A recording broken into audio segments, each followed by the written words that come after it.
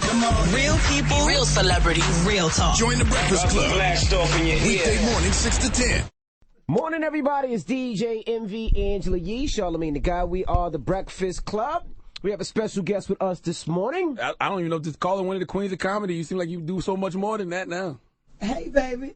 Miss Monique. Monique. Good morning. Good morning. Good morning. She came in here all nice. I thought she was going to come in and yell at us or something. Why? No, I'm just kidding. She said your reputation precedes you. Everybody think you're difficult and angry all the time. For the folks that know me, they know that's truly a joke. Absolutely. So I'm assuming this baby don't know me too well. Okay. Oh, no, I was just kidding. I'm assuming. I didn't think you were going to really do that. Actually, I've seen a lot of your interviews lately. Yes. And it does seem a little odd that people would act like you were so difficult and angry all the time. Obviously, we know you as a comedian first, you know, always pretty funny. And then we've seen you do some great acting roles. We've seen your own TV show, your own talk show. So I was like, where did this come from? You know, angry is the first time I've heard that word. Mm-hmm. And that's new for me this morning. The difficulty, I think, comes in when they're used to hearing people say yes. Mm-hmm. And the moment you get that no, that can be considered difficult. Absolutely. Because if we're normally getting the yes and we run into the person that says no, that could be a little difficult, that I'm not going to change my no to a yes. Mm-hmm. So I can see how people would say that. Absolutely. Now, what you're saying, no, you said you got that actually from Martin. Martin gave you some great advice. Martin Lawrence. You know, when we did Roscoe Jenkins, that brother pulled me in his trailer. Mm-hmm. And he said, Monique, don't ever let them tell you what you can't have. Now, his trailer was a 3-floor penthouse, okay baby, laid out. And as we were talking, that brother was just giving me that kind of brotherly and sisterly love, saying, they will tell you no. They will tell you it's impossible. Don't let them tell you what you can't have, as I'm standing in his 3-story penthouse trailer. Now, let me ask you a question. As our people. Black people. Say black people. You scared to say black? Say black. Black people. Okay. Our people. It feels like we're scared to say no. It feels like sometimes that when we get something, it feels like entitlement. Do you see that a lot with us? Because no matter what it is, it seems like if somebody gives us something, we're like, okay, thank you, instead of saying, no, that's not my value, that's not my worth. Well, I think historically we've done that. You know, I think that when you come from a place where we've never gotten any money to now we're going to get a little bit of money and we're just grateful for that little bit of money, then you have the people saying, well, no, we need our worth. And you still have those people saying, shh, we should just be happy with what we're getting. So it's not something that's new. It's something historically that has always happened. So to say, do I see it now? Well, we've always seen it if we've been paying attention. But do you have a problem? Hold on. But do you have a problem with, like, you say no? Yes. And then another comedian who's doesn't care about their value, or that's really just trying to trip you, will say yes and get that job, and that could have been something that maybe you could have got, or something that would have been big for you, but you said no and they undercut you. Does that happen a lot to you? Well, I don't think it's a thing of undercutting. You know, if you read Louis Gossett's book, Louis Gossett said, what Hollywood does understand, what one won't do, another one will. So oftentimes, you'll see us taking roles because when we take a stand and say, I can't accept that. You have to pay me what my resume says I'm worth. Well, they say, well, you know what? Another one will. And I don't fault that other one, whoever that other one is, because I don't know their situation. Right. So for whatever reason someone says, yes, I will, I can't judge it because I don't know it. I only know mine.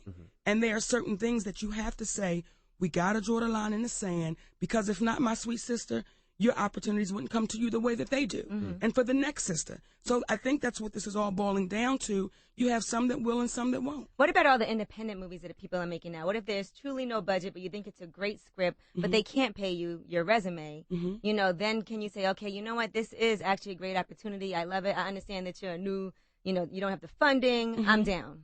You know what? That's a great point, sis. And with Blackbird, the movie that's coming out Friday, April 24th, it's independent. Right. And the reason why Sydney and I really wanted to be a part of it was, number one, the message was amazing and is amazing. Sydney, your husband? Sydney, my husband. Okay. And we were able to executive produce it, and we have real ownership. Right. So when you're that passionate about something and you say, I'll not take the full money up front, but we own some of that. So in success, we will reap the benefits. As long as you see that movie, wherever you see it, we reap the benefits from it. Sometimes what happens is you'll see something over and over and over again, but we reap the benefit one time. Then somebody else continues to reap that benefit. So for us, we appreciate the independent route because it gives us ownership of our image and our likeness. And they should appreciate that too, because then that means you believed in it so much that you're like, I want to put my name on this. I want to be involved. I know that my name and my acting skills are going to help take this to the next level, and we all get paid. You know, I think it's a mutual respect all the way around. You know, it's not one doing something for the other. It's we're doing something for each other, Right. and we believe in the project. So let's get married together in this business deal and make it happen. It's easier to do that when you got the money, though. It's easier to do. Be independent. Well, you know what? When you're independent, just like anything else, you go for funding. You go for investors. Just like you're going to the studio is an investor. Gotcha. Now, they get mostly all and then some back. Gotcha. But when you go independently, it's no different. You're going to those investors, those people to fund it. Now, what made you want to make Blackbird? Do you have somebody like in your family that's dealing with sexual identity issues? Or? I think that every single person that's listening, and every one of y'all, every one of us, has somebody in our family that's dealing with or has dealt with their sexuality. And the reason why Blackbird was so important is because so many of our babies are struggling with trying to accept who they are and be accepted, because in this day and age, you have people still struggling with something that makes you say, I can't believe we're still fighting with other human beings just to be the way they are. So with Blackbird, this is a story about a young brother coming up in the Deep South, 17 years old, in high school, honor roll student, a really good guy. But he's fighting with his sexuality because he's been raised in a strict Christian upbringing. That it's a sin, you're condemned to hell, you are a disgrace if you are a homosexual. So you see this baby trying to deal with that. His mother, the character that I play, she's one of those women that she believes everything in the Bible. She believes everything on that pulpit. So to her to find out that her baby is gay, and then she's still fighting with the abduction of her daughter, oh, baby. She thinks that little boy has disgraced the family, going to hell. He is the worst creature on the face of this earth. Absolutely. Trying to deal with that. So you see the dynamic behind the door. Isaiah Washington, who is absolutely brilliant, plays the dad in this movie. And normally when you see a dad on TV playing a father to a gay son, it's the stereotypical, I hate you, how could you do this to me? Throw him in the trash can. It's the exact opposite. Not throw him in the trash can. Throw him in the trash can, baby. It is the exact Terrence out. opposite, and Isaiah Washington loves his baby through it. So we're appreciative to show that character, and not unique. There are fathers that love their sons through it, love their daughters through it, but we just don't get a chance to see it. So it's one of those films that we believe will change hearts, open minds, and start different conversations in our churches. And that comes out April 24th, correct? Yes, my love. What made you want to take on another struggle? Because you're black, you're a female, you got your own issues in America. What made you want to deal with the issues homosexuals face? You know, because it's just the issue of love. And when I was 16 years old, I was introduced to that culture with some beautiful, young, gay black brothers. And they all had the same story. Most of them did. You know, I was thrown away. The church don't want me no more. And they're struggling to find their place. Now, most of those brothers are gone today. So doing this movie was truly my love letter to those brothers, saying, we hope this makes a difference. And the brother playing the character, the star of the movie, Julian Walker, when I tell y'all this baby was so brave and so courageous and so fearless, because to take on that role, and he didn't know to be afraid. It's the first thing he's ever done, just like Gabourey Sidibe and Precious. Right. Got the same feelings with that baby, with this baby. To take on such a role and not be concerned about what people might think and just give it its honesty, it is something to see. See, I wish you and Lee Daniels was cool, because this sounds right up his alley. You know, I'm going to say this. Lee Daniels and I are cool. It's one of those things when you know how you have a friend, and the friend go to a left a little bit. Yeah. And you wait for him to come on back over. Yeah. That's what it is. I'm just waiting for him to come on back over. Put him on time out for a little bit. Just come on back over. And you publicly said you would work with him again. Yes. If the I opportunity think Lee arose. Daniels is one of the most brilliant visionaries of our generation. Right.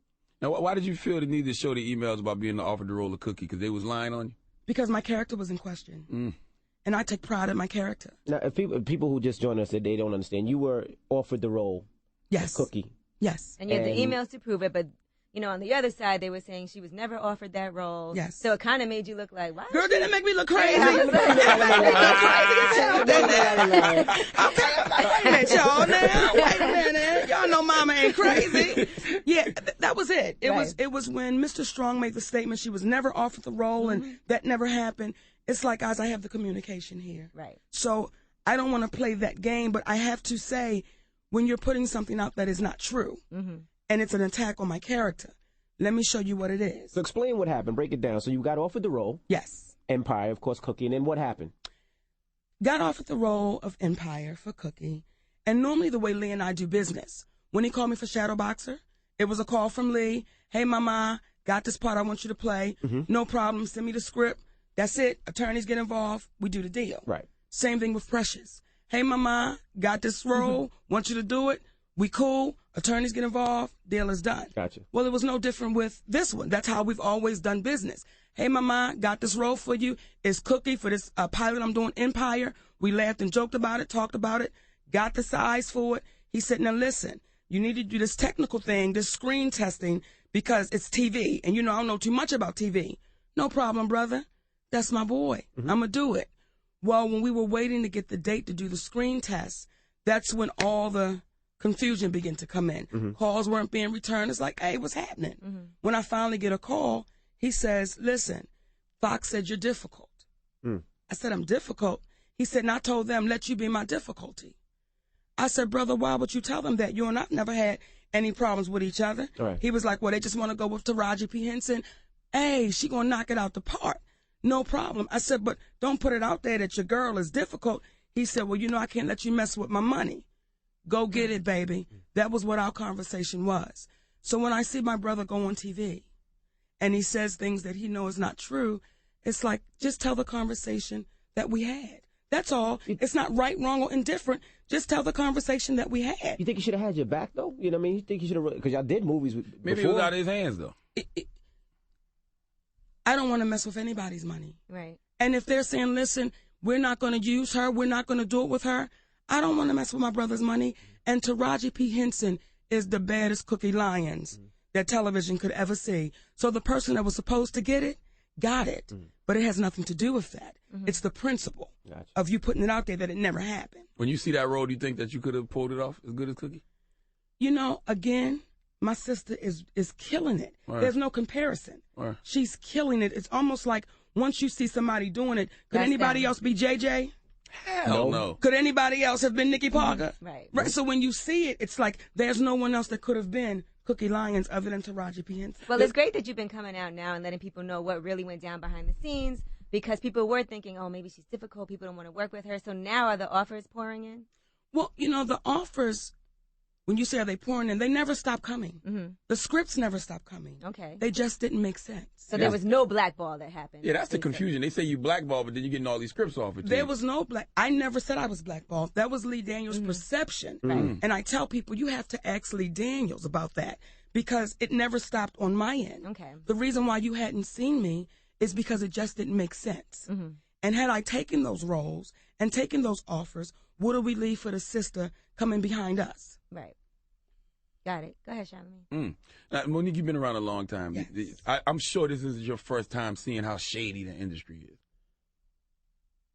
is. Are you looking for a question? Like you've seen it before. But you know what, baby? It's life. Got you. It's not just Hollywood. It's across the board, and you just deal with it accordingly. And you have to ask the question, will you be willing to take a stand, or will you consider to stay in the shade? Do you think that a lot of black people, we take opportunity over money because we feel like it's not a lot of opportunity out there for us? We say, at least if I get in this position, then the next person will get paid? That's a great question, and I think it really depends on the situation. I can't judge anyone's situation, but I really think it depends on the situation at hand. There was a story about this brother, Kirk Flood, baseball player, and I hope I'm saying his name correctly. And because of that brother is why we have free agency. And during his time period, he was taking a stand saying, you're not paying us for our worth. And there were other players saying, just be quiet and accept it, because we've gotten an opportunity. Well, that man died, broke, and ill. And then when they did the documentary on him, all the players said that was alive during that time and played with him, he was right. We was just too afraid that we would get shut out, and we had to feed our families. So again, you don't know people's situations, but it's just unfortunate. It takes some of us to leave here for people to then say they were right. Absolutely. Now, when you won the Academy Award, was that a gift, or was it a curse, or was it both? It was appreciated. And any award I've ever won, I'm appreciative of it. But it wasn't the Academy. That was that award that made me feel like this is that award. And I find it interesting because when we speak about what black people do and don't do, even when I come to us to do the interviews, no one's ever asked me how I felt the night that I won the Image Award, which is ours. No one's ever put value into our award. It's always the Oscar. And I understand it because we've been conditioned to believe that's it. That's what I say about the Grammys. When I see all of these rappers and stuff, I didn't win the Grammy, I didn't win the Grammy, but you don't feel that. You don't even show up to the BET Hip Hop Awards. Or the BET, when they call your name for that stuff, we got somebody there to accept your award for you. It's like the moment we put value into us is the moment it becomes valuable. Was there ever a point when you won that Oscar where you really was feeling yourself, though? Like, I am the shit right now. No. Not once, Baby, you know, being an actress is something that literally fell in my lap. But you from the bottom, though. Like, you was a stand-up comic. Is that the bottom? Is that a bad? No, right, baby. Wait a minute, sugar. Wow. Started from the bottom, now we're here. Started from the bottom, now we're already here. What, baby? Don't make me bring Drake to the show. Don't do it. I mean that in a good way, though. Like, to come up from the stage, you know how hard it is for stand-up comics. Yes. To come up from that stage, win an Academy Award, that's a big, big deal. You know, to win any award is a big, big deal. For me, because whenever they call my name, I'm that little girl standing in my bathroom mirror saying one day with a brush in my hand and a towel around my body. I'm that little girl, and I don't care what award it is. But the trophies that I'm really appreciative of are my son's football trophy. Okay? There you go. Talk about that football. True. Listen. True. One is 25. Okay. Michael's 11, and the twins, David and Jonathan, are 9. Now, y'all got to understand why the football trophies are the biggest trophies in the Hicks residence, because Michael is a superstar football player, baby. He runs all around these children, touchdowns, tackles, he's getting it. But the twins, okay, they don't really do it like that. So when they got their trophies, we were so proud, baby. We were like, these are the trophies right here, baby. What? Now, did I show off with those trophies? Yes, I did. I called all my friends and said, y'all don't even want to see none of this, baby. The Hicks Brothers trophy. Absolutely. Do you ever think about going and doing another stand-up comedy tour? I was about to ask the same thing. I've never stopped. I've never stopped. But like a full tour. Like before I came here to New York, I was in Cincinnati. Doing the Improv Comedy Club. Cincinnati. Okay? It's Cincinnati and Kentucky, baby. Like, but if you cross the street, you in one, and if you go back over, you in the other, and they call it Cincinnati. I was confused, too. Listen, baby. That don't sound like a difficult person to me. Let me tell you why I love that circuit. Because it gives me the opportunity to say thank you. And it gives me the opportunity to continue to say no to things that just don't make sense. And when I was listening to Richard Pryor's best work, in my humble opinion, for me, was in the clubs. It was when it was intimate, right there, in your face. You could feel them smoking, you could feel them drinking, you can feel the waitresses. That was the best for me. And I love that intimacy.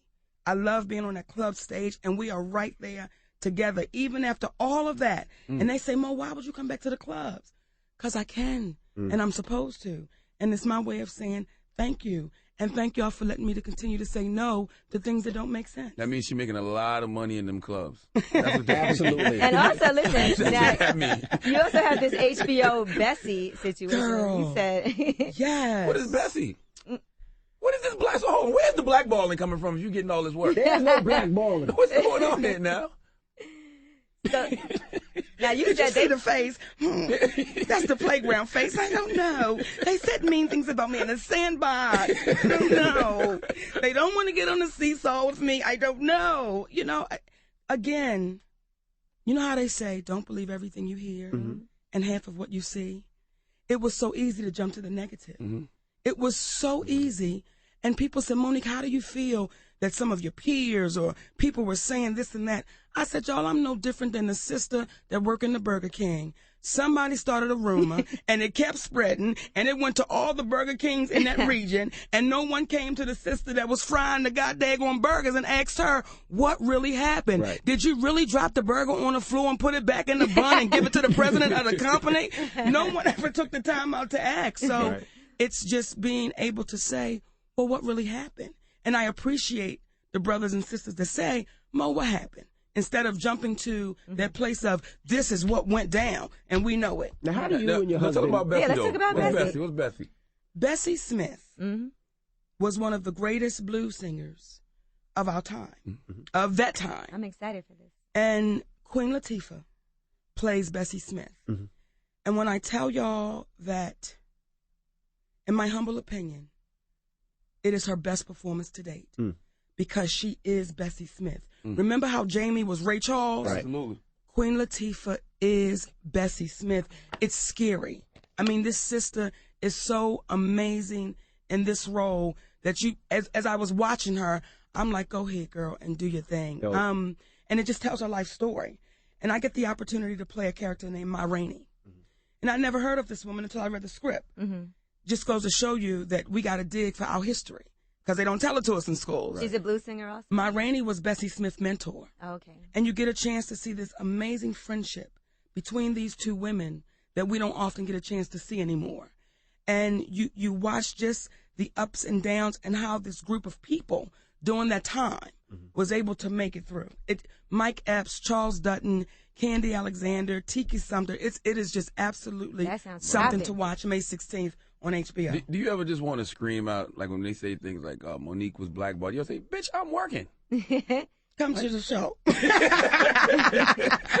And I was going to ask that with your husband. You and your husband are so tight. Yes. Do you ever have to check him and be like, baby, don't go punch that man in his face because, it's, this is, you his baby and this is a partnership now, My husband has to check me. Oh. Okay, I'm the He's one. like, baby, don't go punch that man I'm in the his one, face. baby. My husband and I have been best friends since 10th grade, since we were 14 years old.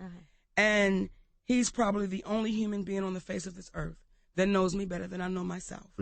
So when I hear people saying that Monique and her husband are these difficult people, it makes us both laugh because we're so far from that. Right. What we are very honest people. And we hold you to your words and your conversations. And people can have a difficult time with that. And again, that's why people will say they're difficult because we ask questions that normally aren't asked. And they haven't practiced the answer. So before we'll get an answer, they're just these difficult people. And it's understandable. What did you think when you read about the Sony leaks? Where the emails were leaked from all the executives back and forth, and they were talking about all the actors. And, we're not in Hollywood, so we don't know how executives talk. And we were like, oh, my God, I can't believe they said that. And all this stuff is coming out. Were you surprised at all? I can't believe that you said I can't believe they said that. I mean, the average person is just like, wow, why are they talking like this about, these famous actors? They're talking about Angelina Jolie. They're going in on Kevin Hart. Because they're people. And they do what we do as people. We talk about people. Yeah. We put people to a different esteem. We hold them to a different level. Well, they're executives. But executives are what? People. They people. People, right. They're just like that sister in the Burger King. Just their bank accounts are different. That's it. So once we start realizing they're just people and they do what people do, we don't put so much weight and be so shocked. How could they say that? Because they're just people, and that's what people do. Now, everybody's talking about this influx of black folks on TV right now. They're saying it's looking like the 90s again. Why was that look? Why was that look? I'm not even fooling with you, Samuel, because he felt my vibe as he was saying it. He did. Do you think it's a trend or something that's going to last? Just do yourself a favor today. Start your TV on Channel 0 and go all the way to 100 and see how many of people of color you see, and then re-ask that question. So do we think it's an influx? Well, when you just count the numbers, you'll answer your own question. True. Now, talking about Blackbird, why do you think homophobia is still so prevalent in the black community? You know what, baby? I used to think that it was only prevalent in the black community. And I used to think it was only our churches that were, the ones that were saying, put them out and no more, until we started taking this film to the festivals around the country. And what we realized was it's not just in the black community. At all. It's in the Asian community. It's in the Latin community. It's in the Italian community. It's in the Jewish community. It's in Chick-fil-A. Come on now. Talk about it. It's in every community because, again, it's just people. Gotcha. I only felt like it was in the black community because that's the community that I deal with mainly. True. So I only saw the pain in our community. But then when you go out, you see that pain in all communities. True. Now, you lost a lot of weight. Yes. That was like 100 pounds, right? I heard you say that on Sway. Yes. Now, you was the champion of big girls. You feel like you abandoned them? Do you feel like I'm a small girl? You small? Yeah, he's smaller. You ain't big. You ain't big. Here's what's beautiful. I am still 200 pounds. And for y'all to look at me and say, you not big. Oh, how big was I?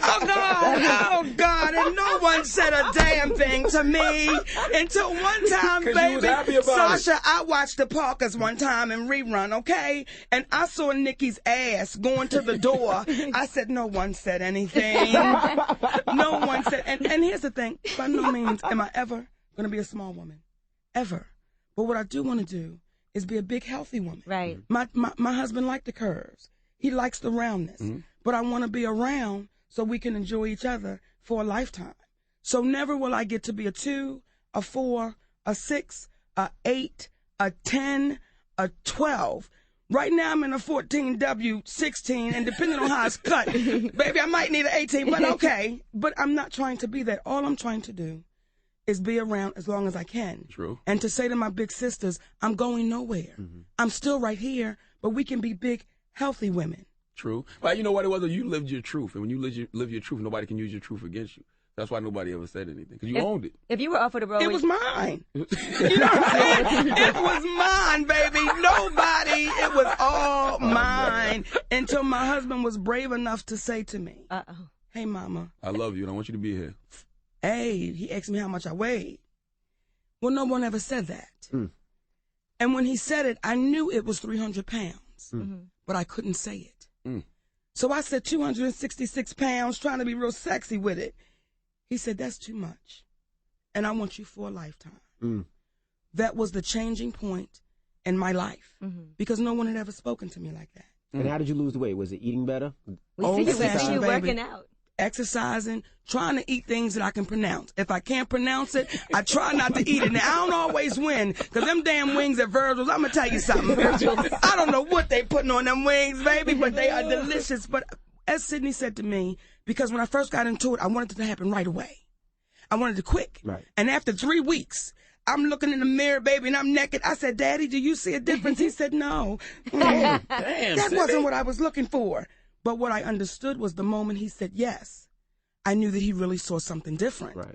So, you know, when I say to the sisters, save your life, I'm not saying get a surgery. I'm not saying starve yourself. All I'm saying is save your life and be the healthiest that you can be. There you have it. You used to do radio. Do you miss radio? Because you can get on the microphone every day and clear up any misconceptions. I miss it. I miss my family. I miss my family. And I enjoy this, you know, because being behind this microphone, and I must say, you look really nice, because I've done radio with some sisters, and I'm like, listen, if they could see you, baby, they wouldn't want to listen to you anymore, because did you even comb your hair? So well, they can't see us because we're on Revolt TV, so you know. That's why. That's why. Okay. If I wasn't, I'd be right. You just be looking just like that. It don't be like this at home. Yeah, but I enjoy it. I've always enjoyed it. Absolutely. Well, we appreciate you joining us. Right. Yeah, man. I mean, you know what it was? You know, people, they were saying you were difficult, but I like I told them, I've seen you before, and you gave me one of the highest compliments. So someone said to you, I was different. Well, no, just hearing. Well, yeah. Just the rumors. Who? Tell me who. Tell me who. Because them baby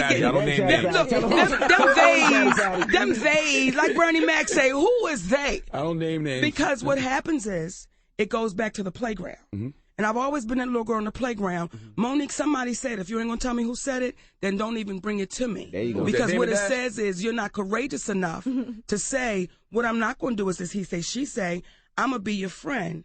And I'm going to say, listen, someone who, this is their name, they said it, so maybe those two people can get together and clear it up. Right. So if you're not going to say who said it, then hold on to it. Because we grown. Absolutely. There it is. Will you be producing more movies? Sasha, I said that, didn't I? Okay, now. Will you be producing more movies as well after Blackbird? Is that something that you're like, let me give some more opportunities? If it makes sense. If it makes sense. Yes. But you paid me one of the highest compliments one time because I let you and your homegirl go out the elevator first, and you said, thank your mama and your grandma for me. So when people were saying to me and said you was difficult, I was like, well, she was nice to me when I met her. You remember that. And you ain't know me. I was nobody.